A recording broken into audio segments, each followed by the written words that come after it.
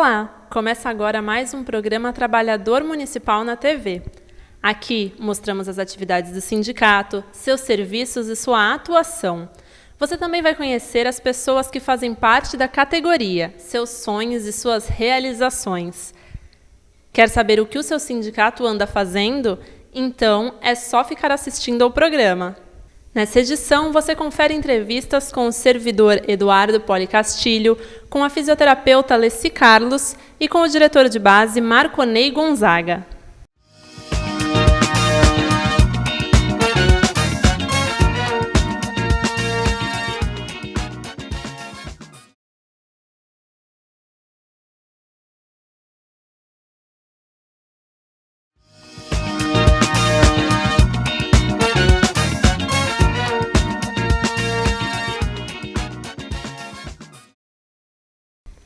A paixão pela área de audiovisual sempre acompanhou Eduardo Poli Castilho.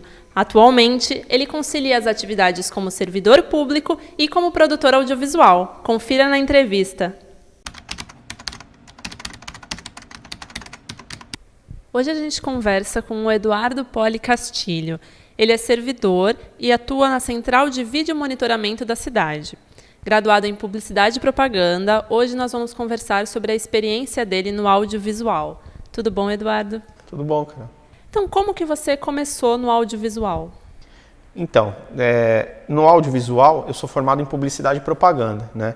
É na área de comunicação, é uma área que é muito próxima do tema audiovisual. Nós trabalhamos com a idealização de campanhas, né?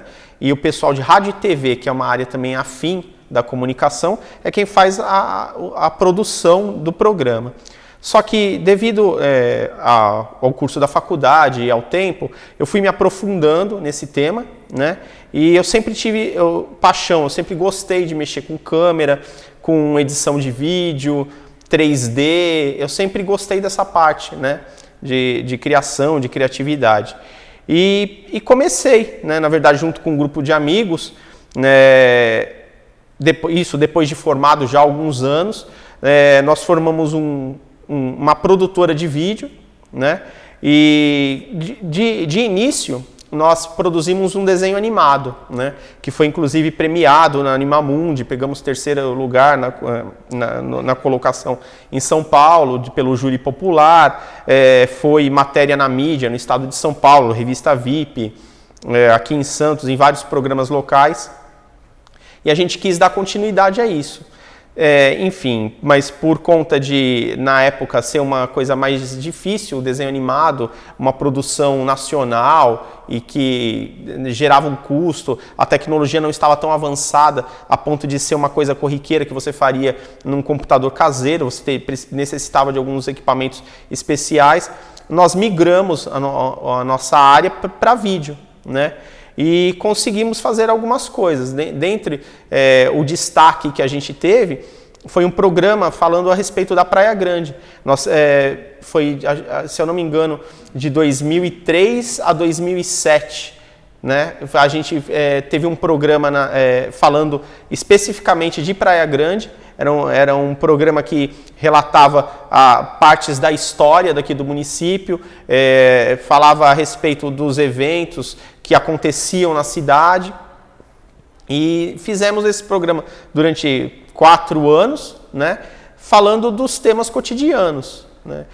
Foi legal até para meu aprendizado, né, da cidade, meu aprofundamento no conhecimento da cidade, porque, que nem eu sou morador aqui desde 1978, né, aqui na cidade. Eu não nasci aqui, mas vim para cá com os meus pais, ia completar 3 anos de idade. Então, eu me sinto como um cidadão praiagrandense, né? Porque minha experiência fora daqui em São Paulo foi muito pouca, né? Então, não tenho essa afinidade com a cidade pela qual nasci, assim como eu tenho a afinidade pela Praia Grande. Né? Então, já tive oportunidades, inclusive, de sair daqui da cidade, mas eu gosto muito do município e aqui resolvi ficar, criar minha família e viver aqui. E como eu disse, né, eu moro aqui desde 78, então eu conheço muita coisa aqui da cidade. Eu vi a cidade crescer, vi ela se desenvolver, onde eu morava, ali eu sou do bairro Cidade Oceã, né? Ali quando eu fui morar ali, as ruas eram de terras, né? A praia era de terra, Kennedy era de terra, eu vi toda a transformação, toda a parte urbanística que foi feita na cidade, o desenvolvimento dela, né? Mas por mais que eu morasse aqui durante todo esse tempo, existem sempre histórias que foram antigas, né? Histórias que eu não tomava conhecimento, até pelos fatos dos bairros viverem mais ou menos isolados, né? E com o programa, ele me deu a oportunidade de ter esse aprofundamento, né? De você ter esse sentimento de pertencimento à cidade. Então hoje, com o conhecimento que eu tive da história, eu sinto que eu pertenço ao município. Eu participei, por mais que eu não tenha vivido, eu participei desse desenvolvimento dentro da cidade, né? É legal, por exemplo, hoje a gente tem nos nossos arquivos guardados, algumas coisas foram até doadas para o Centro de Documentação e Memória aqui da cidade, do município. Temos entrevistas com o senhor Leopoldo Stásio Vanderlinde, que foi um dos primeiros prefeitos aqui logo pós-emancipação, né? Temos entrevistas com a dona Circe Sanches Toschi, que foi uma das emancipadoras do município, uma das primeiras moradoras aqui da cidade, contando sua experiência do seu marido, do seu pai, né? Que eram também emancipadores. O pai dela foi deputado de São Paulo, se eu não me engano foi vereador de São Vicente, e ainda na época que Praia Grande pertencia a São Vicente.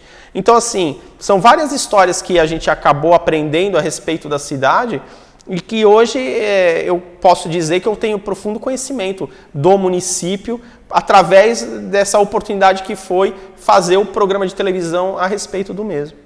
Você está falando aí de que esse aprendizado te proporcionou pertencimento, né? E para você atuar como servidor que você é hoje, também contribuiu, ou para você querer, de repente, entrar no serviço público daqui de Praia Grande justamente por ter essa sensação de pertencimento maior da cidade? Então, na verdade, assim, a área de audiovisual aqui na região, ela é muito restrita, tá? Então, assim, nós tivemos grandes produtoras aqui que acabaram migrando daqui da região para São Paulo devido à falta de oportunidades que você acaba gerando, né? Por mais que nós estejamos numa região metropolitana, a demanda de serviço em audiovisual ainda é rara, né? E hoje né, em dia se tem essa percepção que é um investimento em publicidade, que é um investimento no audiovisual, né? Na época, uns 15 anos atrás, vamos dizer assim, ainda estava se engatinhando algumas coisas aqui, então não tinha um mercado amplo e aberto, né? Eu não queria sair, como eu disse, eu não quis sair do município, né? E qual que foi a alternativa? Vamos dizer, preciso trabalhar com alguma coisa com que eu me relacione, que eu goste, prestei concurso público, né? Fui para a área de vídeo monitoramento, até por trabalhar com parte de vídeo, de audiovisual, vamos dizer assim, ela é mais focada com a área de segurança pública, né? Mas não deixa de ter esse relacionamento com o audiovisual. Resolvi prestar esse concurso, ao qual eu passei. Hoje eu trabalho dentro do setor de vídeo monitoramento da prefeitura, na área de segurança pública. Eu sou um operador de vídeo monitoramento, trabalho junto com a Guarda Civil Municipal, trabalho junto com a Polícia Militar, né? E essa oportunidade de ser o funcionário também me permitiu eu continuar com o trabalho no audiovisual. Porque hoje eu tenho, vamos dizer, uma carreira fixa, estável, dentro do funcionalismo público, mas isso não me impede de realizar os meus projetos pessoais no audiovisual, que é o que eu continuo fazendo. Então, para finalizar, que outros tipos de projetos então você continua exercendo? Então, dentro desses projetos que eu faço, eu acabo estou para lançar um guia a respeito da cidade, guia turístico na parte de publicidade. Eu faço serviços, por exemplo, de filmagens, edição de programas de televisão, comerciais, esse tipo que me permite fazer freelancer dentro de um final de semana ou dentro de um horário mais vago. Então eu continuo atuando nesses projetos específicos, né? Obrigada, Eduardo. De nada.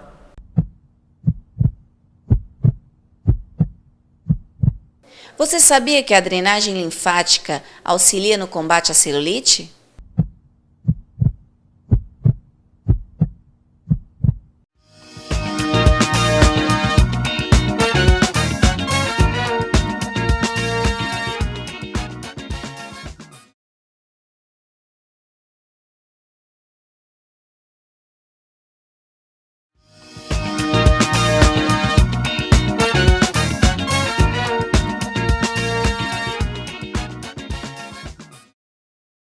Você sabia que a fisioterapia neurológica é indicada para casos de AVC? Saiba mais em entrevista com a fisioterapeuta Leci Carlos. Aqui ao meu lado está a fisioterapeuta Leci Carlos, que atua há 5 anos aqui na sede do sindicato, e hoje nós vamos conversar especificamente sobre fisioterapia neurológica. Dentre os casos neurológicos, o mais frequente é o AVC. Tudo bom, Leci? Tudo bem. Para começar, então, explica pra gente o que é o AVC e por que ele ocorre. O AVC é um acidente vascular cerebral e ele ocorre, na maioria das vezes, ele ocorre em função da pessoa que tem a pressão alta. É uma das causas mais frequentes. Então, quando o paciente chega aqui com AVC, qual que é o trabalho feito por vocês? Nós vamos tentar devolver esse paciente o mais próximo possível para suas atividades de vida diária. Então a gente vai trabalhar com equilíbrio, coordenação, fortalecimento, para que esse paciente possa, às vezes ele tem uma função que ele queira voltar para essa função, na maioria das vezes, entendeu? Então a gente foca nesse ponto. Leci, existem diferentes níveis de comprometimento no AVC? Existem, tem pessoas que às vezes têm o comprometimento da fala, o comprometimento de mais de um membro superior, de um braço ou de uma perna. Então, a gravidade, existe sim uma gravidade, né? Então, assim, às vezes tem gente que compromete até a face, a musculatura da face, juntamente com o comprometimento do corpo. Quando a pessoa chega aqui com um AVC, o primeiro trabalho de vocês é identificar esse nível? A gente vai identificar esse nível, qual a gravidade de cada um, para a gente poder trabalhar com esse paciente. Então, através disso, às vezes a gente até é necessário o auxílio de outros profissionais, para a gente poder trabalhar em conjunto. E o trabalho feito para esses níveis é diferente? É diferente, porque aquele paciente que ele tem mais condição, a gente vai ter como trabalhar melhor com esse paciente. Vai ter como realizar mais exercício, sendo que aquele que tem mais dificuldade, a gente vai ter que trabalhar, às vezes, mais com a nossa ajuda. A gente vai ter que interferir mais diretamente com esse paciente, sendo que o paciente que, às vezes, é um comprometimento menor, ele consegue realizar a maioria dos exercícios, mesmo com a lesão, com a dificuldade que ele tem. E quais são os equipamentos utilizados? Então, aí nós usamos de vários aparelhos para ajuda desse tratamento do paciente, né? Nós podemos fazer uso de uma barra paralela, de um espaldar, de bola, de pezinhos, né? Que seriam os halteres, as caneleiras a bicicleta ergométrica, a esteira. Então, tudo vai depender do nível do paciente, se ele tem condição de realizar ou não. Ele tendo a condição, a gente vai trabalhando cada vez mais, vai intensificando esses exercícios. Leci, além do AVC, quais as outras patologias que a fisioterapia neurológica trata? São várias, né?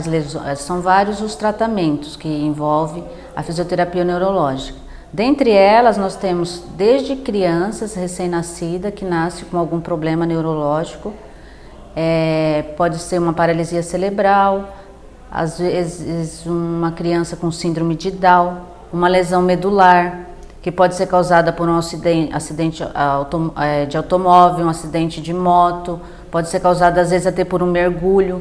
Essa pessoa ela não vai ter condição de realizar às vezes neomovimento em função de uma lesão da medula. E entre outros, é uma área muito extensa para falar sobre todos, mas essa é uma das causas que nós também podemos entrar com tratamento neurológico. E você pode contar para a gente alguma história de casos de pacientes que chegaram com AVC aqui, que chegaram bem debilitados e depois voltaram às suas funções ou melhoraram bastante? Então, no caso, eu tenho o caso de um paciente que ele trabalhava em obra, né? E ele sofreu esse acidente, né? E ele veio para mim, tipo, ele veio para mim com uma condição assim, que não conseguiria mais realizar jamais esse trabalho, né?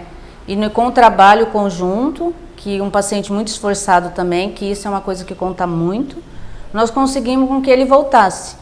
Hoje ele está na sua função. Você falou que são feitos, às vezes, em conjunto com outras especialidades aqui do sindicato, né? Você pode dar um exemplo de que especialidade que um paciente poderia se encaixar com AVC, passa pela fisioterapia também, mas poderia passar por qual outra especialidade e como isso ajuda? Então, no caso do comprometimento da fala, a gente encaminha esse paciente para fono, porque vai ter todo um trabalho para ele desenvolver essa parte que é comprometida. Às vezes chega paciente que não fala mesmo, então ele precisa de um trabalho muito mais intenso. O psicólogo, por quê? Na maioria das vezes, esses pacientes eles entram numa depressão, porque eles se sentem envergonhados da situação que eles se encontram, entendeu? Uma pessoa que trabalha tudo, que tem suas funções, não depende de ninguém. De repente ele se vê numa situação que depende para tudo, né? Desde um copo d'água, tudo ele vai depender de alguém. Então o paciente às vezes ele chega aqui muito envergonhado, de cabeça baixa. Então isso a gente direciona para quem? Para o psicólogo, porque tem que trabalhar essa parte. Senão ele pode entrar numa depressão profunda, o que vai atrapalhar e muito o tratamento. Obrigada, Alessi. Nada. Em 8 anos, a base de cálculo para hora extra, quinquênio e sexta parte dos servidores teve uma elevação de 109,34%.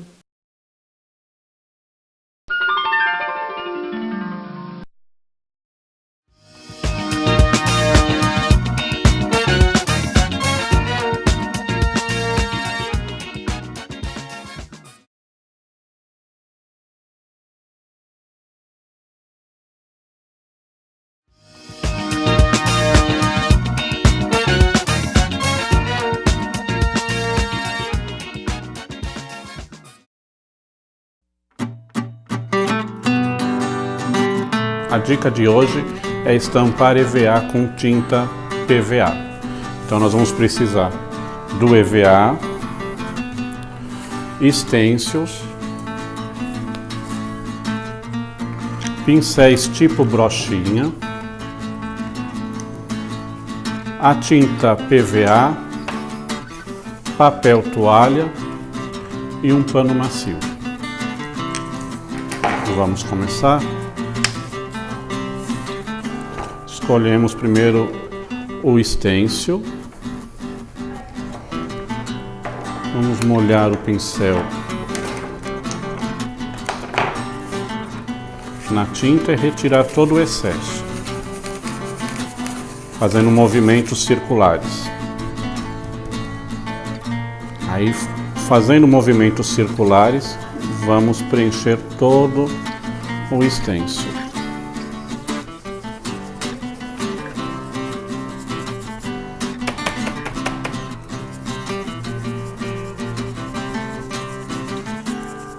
Nunca deixe muito excesso de tinta nos pincéis.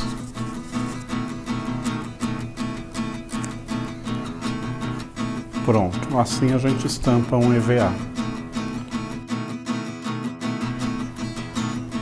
E com eles a gente pode fazer vários trabalhos.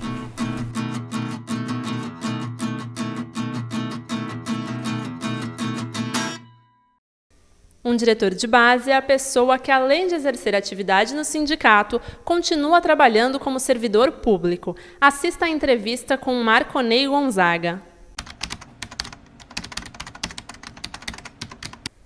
Agora a gente conversa com o diretor de base aqui do sindicato, Marconei Gonzaga. Além de atuar como diretor, ele também trabalha na divisão de manutenção da Orla da Praia. Tudo bom, Marconei? Bom dia. Qual que é o papel do diretor de base? Nós estamos aqui no nosso dia a dia para atender os nossos associados que vêm nos procurar aqui no sindicato e às vezes também, quando estamos trabalhando, sempre à disposição para atendê-los no que for preciso. Marconei, você como diretor de base, tem alguma história para relatar para a gente? Tenho sim. Uma vez eu estava trabalhando com um colega meu e ele cortou o pé com uma maquininha costal, né? Foi até nessa escola aqui, o Kitzbusch. E eu, como diretor de base, me senti na obrigação de poder ajudar. Fiz o encaminhamento dele até o hospital, onde ele recebeu os devidos cuidados. A gente vai estar sempre auxiliando nesse sentido. E também teve um outro caso, esse caso é muito recente. O rapaz jogando bola num campeonato interno, ele quebrou o pé. Aí veio falar comigo e tal, mas o sindicato está aqui para atender todo mundo, independente de sindicalizado ou não. E encaminhamos eles para a Santa Casa de Itanhaém, ele ficou mais ou menos 3 meses afastado. Inclusive eu e o presidente levamos ele lá várias vezes para fazer o tratamento e hoje ele está aqui fazendo fisioterapia, é um associado nosso, recebeu um tratamento digno, o tratamento que o servidor merece. Como que as pessoas podem, então, chegar até você? Vindo aqui no próprio sindicato, nós estamos aqui das 9 até as 18 horas, ou no meu horário de trabalho, na feirinha do Oceano, ou às vezes na Orla da Praia, por ali, a gente vai estar sempre disposto a estar ajudando. E qual que é a importância do diretor de base? É isso mesmo, é poder estar perto da categoria, é poder abrir na cabeça dele, porque o sindicato é a casa dele. É aqui que ele deve procurar melhora, aqui que nós vamos estar sempre dispostos a estar ajudando. Obrigada, Marconei. É isso aí, pessoal. Muito obrigada por terem assistido ao programa e espero que vocês tenham gostado.